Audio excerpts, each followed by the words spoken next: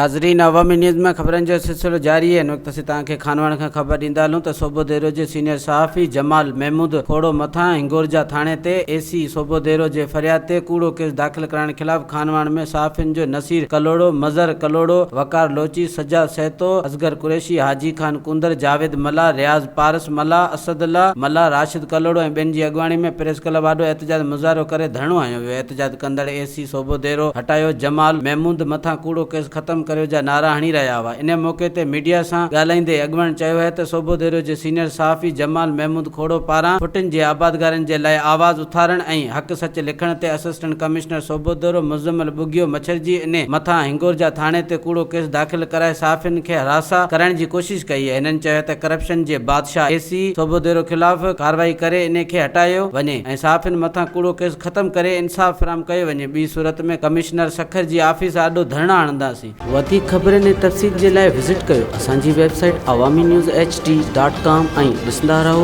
Awami news HD।